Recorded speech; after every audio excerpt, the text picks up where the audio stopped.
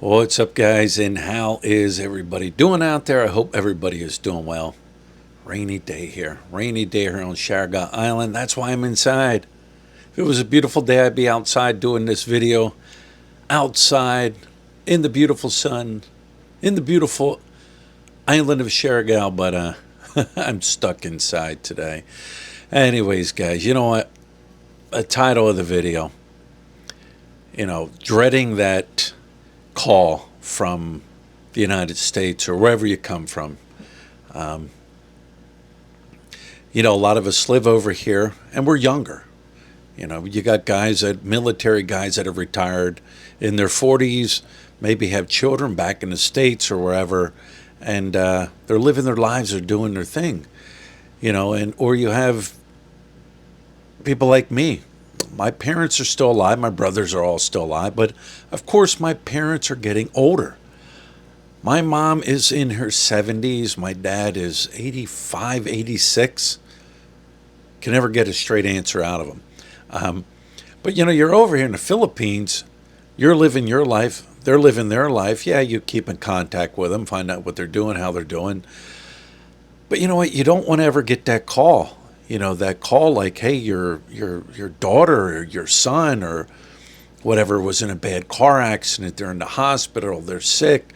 You don't know if they're going to make it. You don't want to get that call. Hey, your mom or your dad, passed away. They had a heart attack. They had a stroke. They had, a medical emergency. And being over here in the Philippines, it's not like being back home where, all right, I'll hop in a car. I'll be right over. I'll hop in a car. I'll be over at the hospital. You got to plan. You got to take the time. You got to plan. You got to get a flight. You got to book a flight. You got to get on the flight. It's a lot involved, and depending on how long the flight is, it could be a couple days till you get there. These are just some of the issues you deal with and have to deal with living here in the Philippines or anywhere away from your family.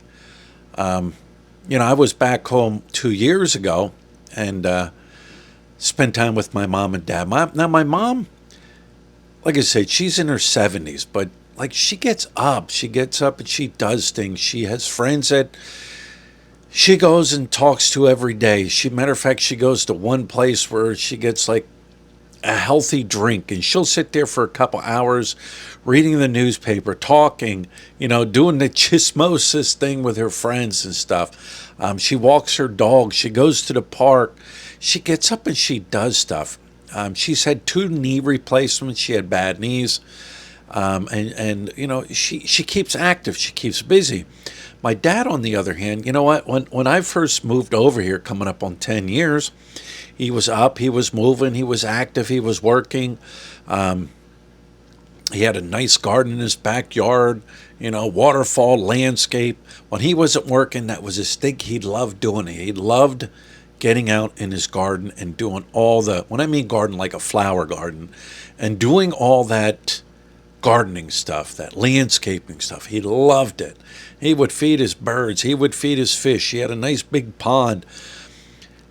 And like I said, 10 years ago, he's up and he was doing that. And then when I went back to see him, what was it, 8 years later, 7 years later? It's like he just lost all ambition and all drive to get up and do things. You know what I mean? I know when the COVID hit, he didn't get out much because, of course, he was elderly and didn't want to contract COVID and all that other stuff. And it kind of seemed like that just kind of pushed him to where he didn't have the motivation anymore to do things. When I went back to visit him, his daily routine would be like he would get up in the morning, he would sit down, he would have breakfast with my mom, with me, we'd talk a little bit. Then he'd go back to his bedroom and sleep. He would just go back to his room and sleep, and like sleep all day. And I'd be like, come on, Dad, let's get out, let's do something. Hey, there's a car show, let's get out and do something. Nah, don't want to, don't feel like it. And then in the evening, he would get up, he'd get dressed, and he would go out to eat. There were a couple of places that he would love to go eat. And he would go eat there and then come home and sit around a little bit, talk, and boom, go back to sleep. It was like day in and day out, day in and day out, and day in and day out. It's like, it's almost like, I don't know. It's like he did he give up on life? Is he just sleeping? Does he want to just, you know what I mean? Sleep and hope he never wakes up. And even my brothers had gone over and, hey, let's do this, let's do that. And I don't want to. I don't want to. Now you got to understand something too. He worked with his hands his whole life. He quit school at 8th grade. My grandpa was a strict, very strict person. All right. He said, you can read, you can write. You're quitting school and you're working on the farm. And that's what he did. He worked with his hands.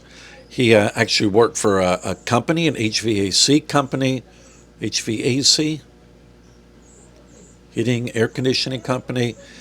And he worked there for years, and he got so good they wanted him to be like a supervisor, a boss. And he said, no, he goes, I like going out, I like working. And then he started his own business, very successful, starting his own business and stuff. And that's why it's like when I see him now, it's like, he used to be up, he used to be active, and he has bad knees. And we've always told him, go get your knees replaced. Nah. Well, now he's at the point where he has a hard time walking. Matter of fact, when I was there visiting, he fell. And my mom said he would fall quite a bit. And I would help pick him up and help him walk into a restaurant, help him walk back to his room. Now he says, no, I'm too old. Too old to get knee replacements.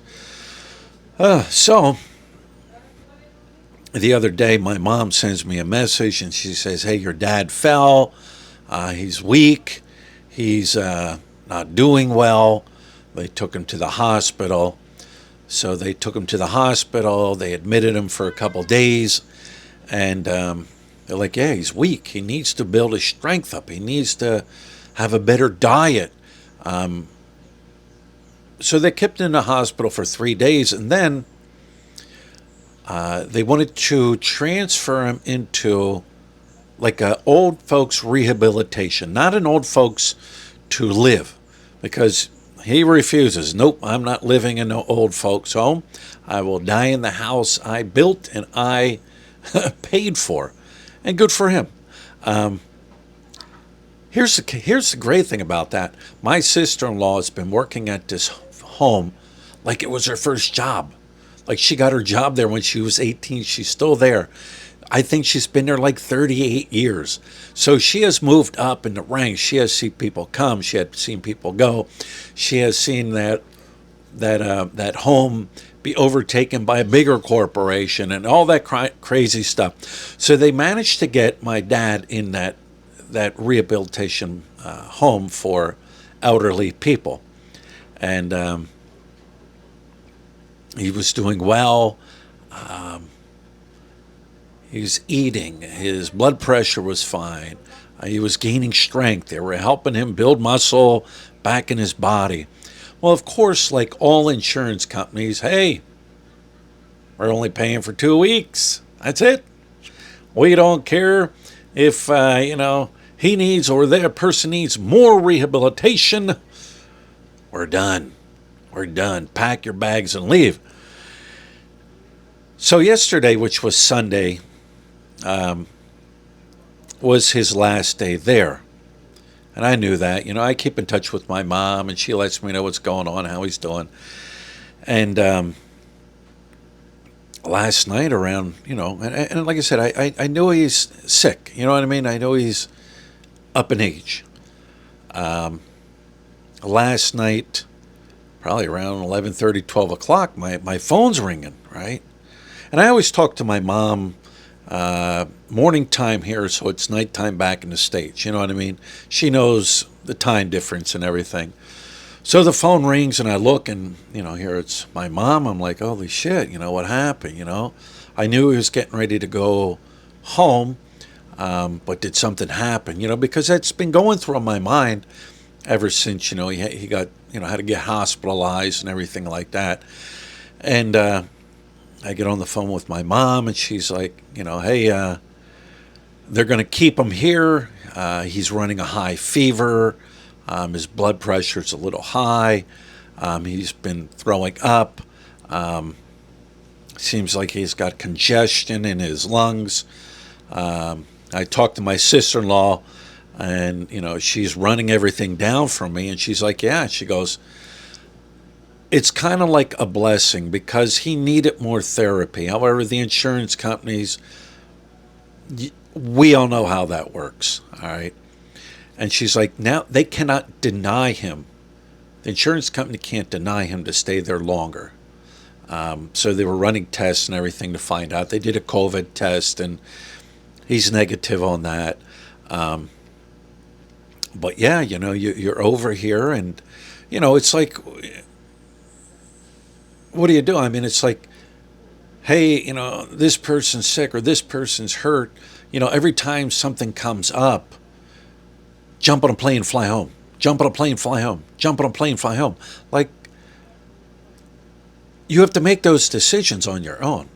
You have to decide when you move over here and you're not with a family member or loved one every day. You don't see them every day.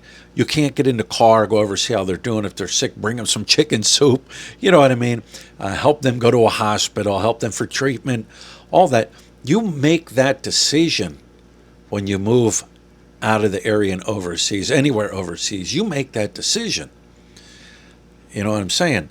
I got a friend, his father had open heart surgery, and he flew home to take care of his father because he was the only one that could take care of his father. Sure, his father had friends and stuff, but he was family.